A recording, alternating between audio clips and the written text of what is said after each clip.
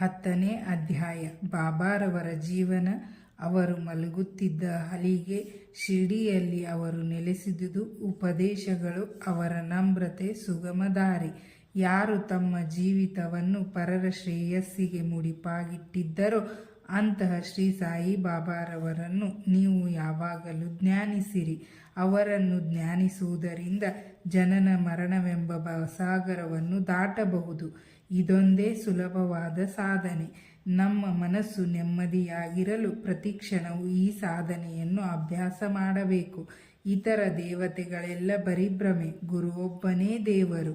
ನಾವು ನಮ್ಮ ಸದ್ಗುರುವಿನಲ್ಲಿ ಅಚಲ ನಂಬಿಕೆ ಇಟ್ಟಿದ್ದಾದರೆ ಅವರು ನಮ್ಮ ಅದೃಷ್ಟ ಒಳ್ಳೆಯದಾಗಿ ಮಾರ್ಪಡಿಸಬಹುದು. ನಿರ್ಮಲ ಚಿತ್ತದಿಂದ ಅವರ ಸೇವೆ ಮಾಡಿದ್ದಾದರೆ ಸಂಸಾರವೆಂಬ ಬಂಧನದಿಂದ ಮುಕ್ತರಾಗಬಹುದು. ನ್ಯಾಯ ಮತ್ತು ಮೀಮಾಂಸೆ ಎಂಬ ವೇದಾಂತಗಳನ್ನು ಅಭ್ಯಾಸ ಮಾಡಬೇಕಿಲ್ಲ. ನಾವು ಗುರುವನ್ನು ಅಂಬಿಗನನ್ನಾಗಿ ಮಾಡಿಕೊಂಡರೆ ನೋವು ದುಃಖವೆಂಬ ಸಮುದ್ರವನ್ನು ಸುಗಮವಾಗಿ ದಾಟಬಹುದು. ನದಿ ಮತ್ತು ಸಮುದ್ರಗಳನ್ನು ದಾಟುವಾಗ ನಾವು ಅಂಬಿಗನನ್ನು ನಂಬಿರುವ ಹಾಗೆ ಸಂಸಾರ ಬಂಧನದ ಸಮುದ್ರವನ್ನು ದಾಟುವಾಗ ಸದ್ಗುರುವನ್ನು ನಾವು ನಂಬಲೇಬೇಕು. ಅವರು ಭಕ್ತರಿಂದ ನಿಶ್ಚಲ ಭಕ್ತಿಯನ್ನು ಅಪೇಕ್ಷಿಸುತ್ತಾರೆ. ಅವರು ಜ್ಞಾನ ಮತ್ತು ಅಪರಿಮಿತವಾದ ಆನಂದವನ್ನು ನಮಗೆ ದೊರಕಿಸುತ್ತಾರೆ. ಬಾಬಾರವರ ಹಾಸಿಗೆ. ಬಾಬಾರವರು ಹೇಗೆ ನಿದ್ರಿಸುತ್ತಿದ್ದರೆಂಬುದನ್ನು ನೋಡೋಣ. ಶ್ರೀ ನಾನಾ ಸಾಹೇಬ್ ಢೇಂಗ್ಳೆಯವರು ಬಾಬಾರವರಿಗೆ ಮಲಗಲುಗೋಸ್ಕರ ಒಂದು ಕಟ್ಟಿಗೆಯ ಹಲಿಗೆ ತಂದಿದ್ದರು. ಅದನ್ನು ನೆಲದ ಮೇಲೆ ಇಟ್ಟು ಮಲಗುವ ಬದಲು ಬಾಬಾರವರು ಚಿಂದಿ ಬಟ್ಟೆಯನ್ನು ಹಗ್ಗದಂತೆ ಸುತ್ತಿ ಹಲಿಗೆಯನ್ನು ಮೇಲ್ಛಾವಣಿಯಿಂದ ಎತ್ತರದಲ್ಲಿ ತೂಗು ಹಾಕು ಉಯ್ಯಾಲೆಯಂತೆ ಮಾಡಿಕೊಂಡು ಅದರ ಮೇಲೆ ನಿದ್ರಿಸುತ್ತಿದ್ದರು. ಉಯ್ಯಾಲೆ ಹಲಿಗೆಯ ಭಾರವನ್ನು ತಡೆಯಲಾರದೆ ಕಿತ್ತು ಬೀಳುವ ಹಾಗೆ ತೋರುತ್ತಿತ್ತು. ಆದರೆ ಬಾಬಾರವರ ಲೀಲೆ ವಿಸ್ಮಯಕಾರಕ. ಹಲಿಗೆಯ 4 ಮೂಲೆಗಳಲ್ಲಿಯೂ 4 ಪಣತಿಗಳನ್ನು ಹಚ್ಚಿ ಇಡುತ್ತಿದ್ದರು. ಅವರು ಹಲಿಗೆಯ ಮೇಲೆ ಹೇಗೆ ಹತ್ತಿ ಕುಳಿತುಕೊಳ್ಳುತ್ತಿದ್ದರು, ಹೇಗೆ ಕೆಳಗಿಳಿದು ಬರುತ್ತಿದ್ದರು ಎಂಬುದು ಯಾರಿಗೂ ತಿಳಿದಿರಲಿಲ್ಲ. ಎಷ್ಟೋ ಜನರು ಇದನ್ನು ಪರೀಕ್ಷಿಸಲು ಬಂದು ವಿಫಲರಾಗಿದ್ದರು. ಈ ಚಮತ್ಕಾರವನ್ನು ಪರೀಕ್ಷಿಸಲುಗೋಸ್ಕರ ಒಂದು ದಿನ ಮಸೀದಿಯಲ್ಲಿ ಜನ ನೆರೆದರು.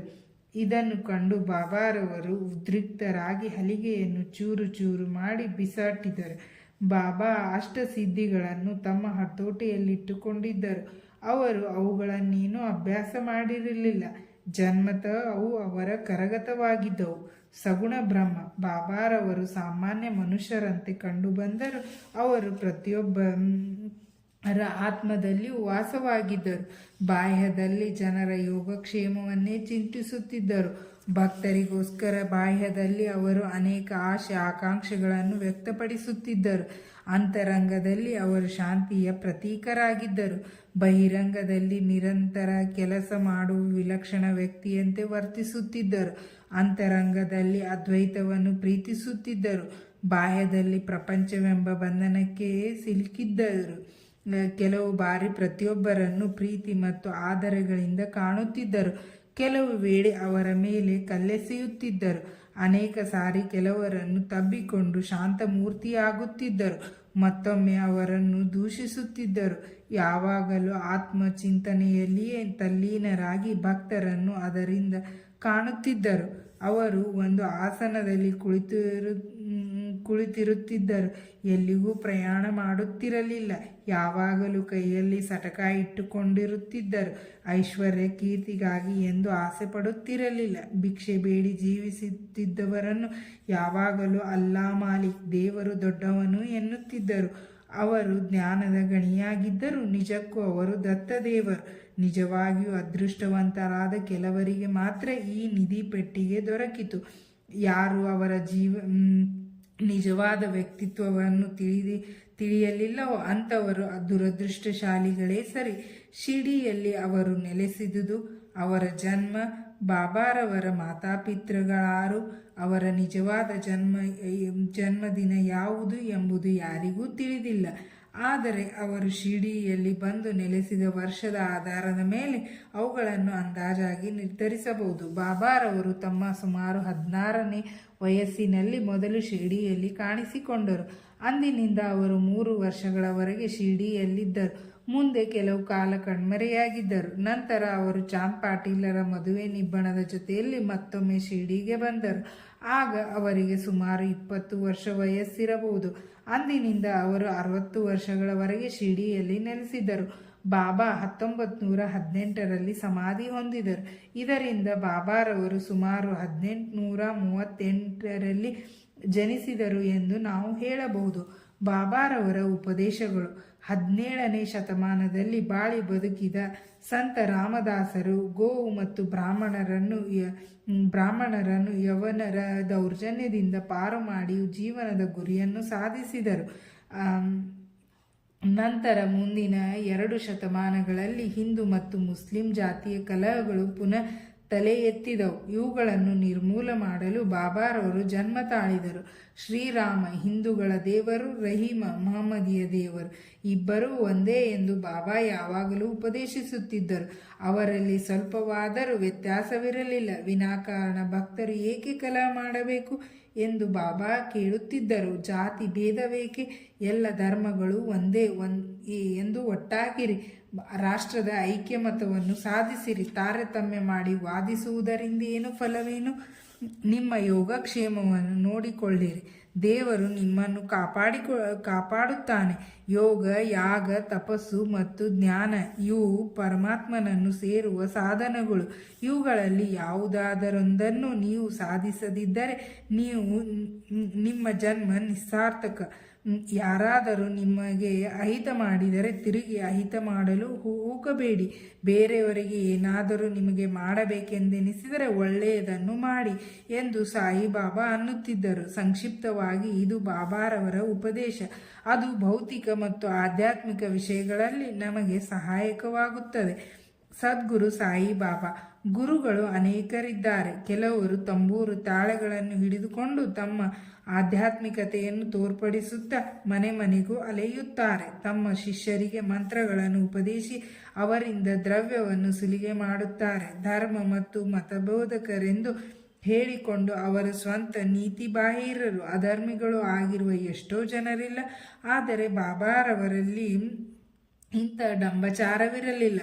ತಮ್ಮ ಭಕ್ತರಲ್ಲಿ ಅವರಿಗೆ ಅಪರಿಮಿತವಾದ ಪ್ರೀತಿ ಇದ್ದಿತು. ಗುರುಗಳಲ್ಲಿ 2 ವಿಧ, ನಿಯತ್ ಮತ್ತು ಅನಿಯತ್. ಮೊದಲನೆಯವರು ತಮ್ಮ ಉಪದೇಶಗಳಿಂದ ನಮ್ಮಲ್ಲಿ ಒಳ್ಳೆಯ ಗುಣಗಳನ್ನುಂಟು ಮಾಡಿ ನಮ್ಮ ಆತ್ಮವನ್ನು ಶುದ್ಧಿ ಮಾಡಿ ಮುಕ್ತಿ ಮಾರ್ಗದ ಪಥದಲ್ಲಿ ಕೊಂಡೊಯ್ಯುತ್ತಾರೆ. ಎರಡನೆಯವರು ನಮ್ಮಲ್ಲಿ ಕಲಹ ಮತ್ತು ಭೇದ ಭಾವ ಹುಟ್ಟುವಂತೆ ಮಾಡುತ್ತಾರೆ. ಆದರೆ ಯಾವ ಗುರು ನಮ್ಮ ಆತ್ಮವನ್ನು ನಮ್ಮಲ್ಲಿ ದೃಢಪಡಿಸಬಲ್ಲನೋ, ಯಾವ ಗುರು ಸಂಸಾರ ಸಾಗರದಿಂದ ನಮ್ಮನ್ನು ದಾಟಿಸಬಲ್ಲನೋ ಅವನೇ ಸದ್ಗುರು ಸಾಯಿಬಾಬಾ. ಇಂತಹ ಸದ್ಗುರುಗಳಾಗಿದ್ದರೂ ಅವರ ಯೋಗ್ಯತೆ ವರ್ಣನಾತೀತವಾದದ್ದು. ಯಾರಾದರೂ ಅವರ ದರ್ಶನ ಪಡೆಯಲು ಹೋದಾಗ ಅವರು ಸ್ವತಃ ಕೇಳದೇ ಇದ್ದರೂ ಅವರ ಹಿಂದಿನ ಮತ್ತು ಮುಂದಿನ ಆಗು ಹೋಗುಗಳೆಲ್ಲವನ್ನೂ ಹೇಳುತ್ತಿದ್ದರು. ಸಮಸ್ತ ಜೀವರಾಶಿಗಳಲ್ಲಿಯೂ ಅವರು ಅದ್ವೈತವನ್ನು ಕಂಡಿದ್ದರು. ಸ್ನೇಹಿತನಾಗಲಿ ಶತ್ರುವಾಗಲಿ ಅವರಿಗೆ ಇಬ್ಬರೂ ಒಂದೇ. ದುಷ್ಕರ್ಮಿಗಳಲ್ಲಿಯೂ ಅವರು ಪ್ರೀತಿ ತೋರಿಸುತ್ತಿದ್ದರು. ಯಾವಾಗಲೂ ಅನುಮಾನಕ್ಕೆ ಅವರಲ್ಲಿ ಆಸ್ಪದವಿರಲಿಲ್ಲ. ದೈಹಿಕವಾಗಿ ಅವರು ವರ್ತಿಸಿದರೂ ಅವರಿಗೆ ನಿಜವಾಗಿಯೂ ದೇಹದ ಸಂಬಂಧ ಇರಲಿಲ್ಲ. ಶ್ರೀ ಸಾಯಿಬಾಬಾರವರು ದೇವರೆಂದು ಪೂಜಿಸಿದ ಜನಕೋಟಿಯೇ ಧನ್ಯ. ಊಟ ಮಾಡುವಾಗಲೂ, ಪಾನೀಯಗಳನ್ನು ಸೇವಿಸುವಾಗಲೂ, ಕೆಲಸದಲ್ಲಿ ನಿರತರಾಗಿ ಇರುವಾಗಲೂ ಅನವರತವು ಸಾಯಿಬಾಬಾರವರನ್ನು ಸ್ಮರಿಸಿ ಅವರ ಲೀಲೆಗಳನ್ನು ಹಾಡುತ್ತಿದ್ದರು. ಶಿರ್ಡಿಯ ಮಹಿಳೆಯರಿಗೆ ಬಾಬಾರವರೆಂದರೆ ಅನಂತ ಪ್ರೀತಿ. ಬಾಬಾರವರ ಮೇಲೆ ಹಾಡುವುದನ್ನು ರಚಿಸಿ ಅವರು ಇಂಪಾಗಿ ಹಾಡುತ್ತಿದ್ದರು. ಹಾಡುಗಳು ಹೊರಹೊಮ್ಮುವುದು ಬುದ್ಧಿಯಿಂದಲ್ಲ, ಪ್ರೀತಿಯಿಂದ. ನೈಜವಾದ ಹಾಡು ಪ್ರೇಮದ ಪ್ರತೀಕ. ಈ ಜಾನಪದ ಹಾಡುಗಳನ್ನು ಸಂಗ್ರಹಿಸಿ ಸಾಯಿ ಲೀಲಾ ಮಾಸಿಕದಲ್ಲಿ ಅಥವಾ ಒಂದು ಪುಸ್ತಕದ ರೂಪದಲ್ಲಿ ಪ್ರಕಟಿಸಬಹುದು. ಬಾಬಾರವರ ನಮ್ರತೆ. ದೇವರಿಗೆ ಷಡ್ಗುಣಗಳಿವೆ ಎಂದು ಹೇಳಲಾಗಿದೆ. ಅವು ಯಾವುವೆಂದರೆ 1 ಕೀರ್ತಿ, 2 ಐಶ್ವರ್ಯ, 3 ವಿರಕ್ತಿ, 4 ಜ್ಞಾನ, 5 ವೈಭವ ಮತ್ತು 6 ಉದಾರತೆ. ಬಾಬಾರವರಲ್ಲಿ ಈ ಗುಣಗಳೆಲ್ಲವೂ ಇದ್ದವು. ಭಕ್ತರಿಗೋಸ್ಕರ ಬಾಬಾ ಅವತಾರ ತಾಳಿದರು. ಭಕ್ತರನ್ನು ತಮ್ಮೆಡೆಗೆ ಆಕರ್ಷಿಸಿದ ಅವರ ಅದ್ವಿತೀಯ ಪ್ರೇಮ ಮತ್ತು ದಯೆ ಅತ್ಯಾಶ್ಚರ್ಯಕರವಾದುದಾಗಿದೆ. ವಾಗ್ದೇವಿಯು ಸಹ ಉಚ್ಚರಿಸಲಾಗದಂಥ ಮಾತುಗಳನ್ನು ಬಾಬಾ ತಮ್ಮ ಭಕ್ತರಿಗೋಸ್ಕರ ಉಚ್ಚರಿಸುತ್ತಿದ್ದರು. ಬಾಬಾ ಒಂದು ಸಾರಿ ಈ ರೀತಿ ಹೇಳಿದರು, ನಾನು ನಿಮಗೆ ಋಣಿ. ನಿಮ್ಮ ದರ್ಶನದಿಂದ ನಾನು ತೃಪ್ತನಾಗಿದ್ದೇನೆ. ನಿಮ್ಮ ಪಾದಗಳನ್ನು ನೋಡಿ ನಾನು ಧನ್ಯನಾದೆ. ಇದೆಂಥ ನಮ್ರತೆ!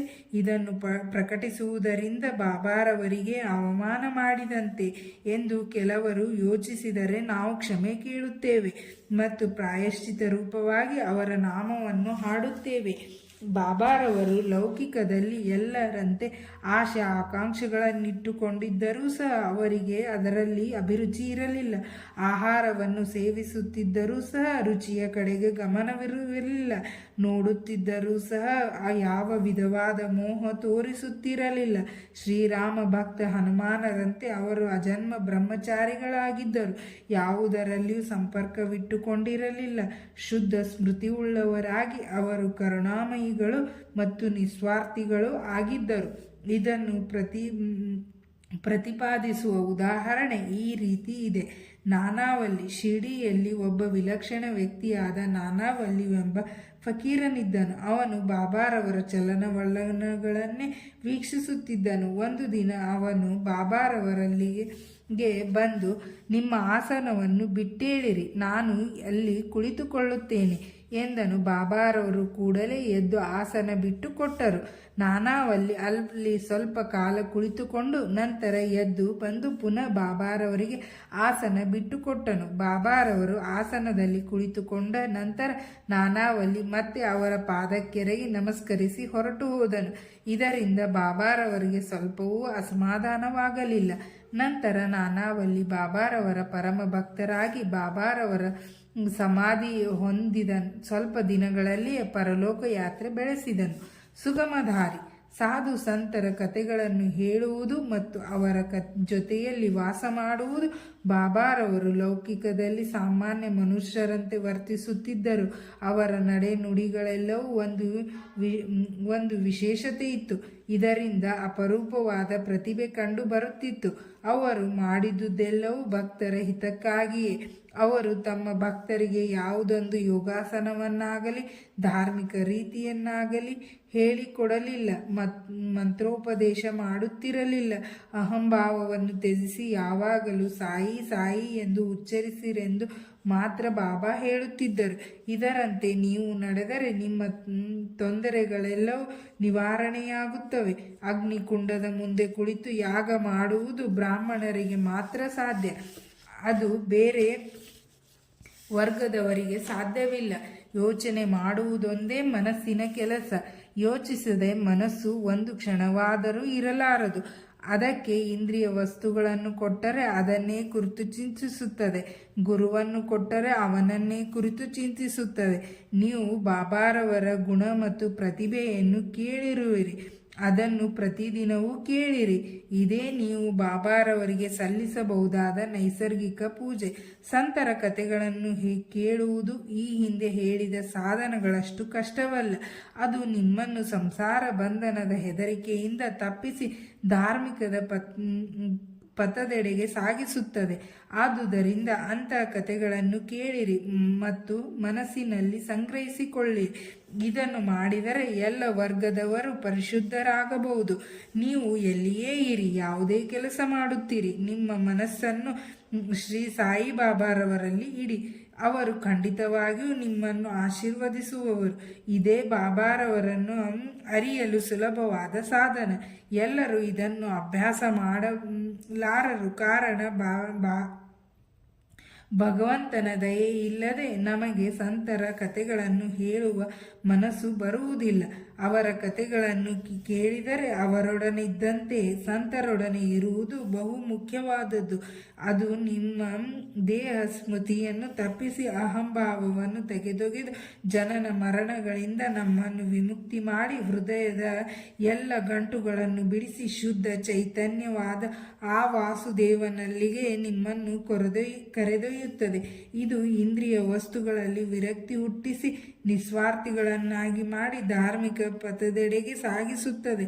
ಪೂಜೆ, ಭಕ್ತಿ ಅಥವಾ ಅವರ ನಾಮಸ್ಮರಣೆ ಎಂಬ ಸಾಧನಗಳು ನಿಮಗೆ ಸಾಧ್ಯವಾಗದಿದ್ದರೆ ಆ ಪರಮಾತ್ಮನನ್ನೇ ನಿಶ್ಚಲ ಚಿತ್ತದಿಂದ ಧ್ಯಾನಿಸಿದರೆ ಈ ಸಂಸಾರ ಸಾಗರವನ್ನು ದಾಟಬಹುದು. ಇದಕ್ಕೋಸ್ಕರವೇ ಸಾಧು ಸಂತರು ಜನ್ಮ ತಾಳುವುದು. ನಮ್ಮ ಪಾಪಗಳನ್ನು ನಿರ್ಮೂಲ ಮಾಡುವ ಗಂಗೆ, ಗೋದಾವರಿ, ಕೃಷ್ಣೆ, ಕಾವೇರಿ ನದಿಗಳು ಸಹ ಸಂತರು ತಮ್ಮಲ್ಲಿ ಬಂದು ಸ್ನಾನ ಮಾಡಿ ತಮ್ಮನ್ನು ಪವಿತ್ರ ಮಾಡಬೇಕೆಂದು ಹಾತೊರೆಯುತ್ತವೆ. ಇದು ಸಂತರ ವೈಭವ. ನಮಗೆ ಬಾಬಾರವರ ಪಾದದರ್ಶನ ಲಭಿಸುವುದು ನಮ್ಮ ಪೂರ್ವ ಜನ್ಮದ ಸುಕೃತವೇ ಸರಿ. ಮಸೀದಿಯ ಒಂದು ಮೂಲೆಯಲ್ಲಿ ದಯಾಮಯರಾಗಿ ಊದಿಯನ್ನು ನೀಡುತ್ತಿರುವ ಬಾಬಾರವರ ಚಿತ್ರವನ್ನು ನೆನಪಿನಲ್ಲಿಟ್ಟುಕೊಂಡು ಸದ್ಗುಣ ಸಂಪನ್ನರಾದ ಅವರನ್ನು ಧ್ಯಾನಿಸಿ ಈ ಅಧ್ಯಾಯವನ್ನು ಮುಗಿಸೋಣ. ಶ್ರೀ ಸಾಯಿ ಪ್ರಣಾಮ. ಇಲ್ಲಿಗೆ 10ನೇ ಅಧ್ಯಾಯ ಮುಕ್ತಾಯವಾಯಿತು.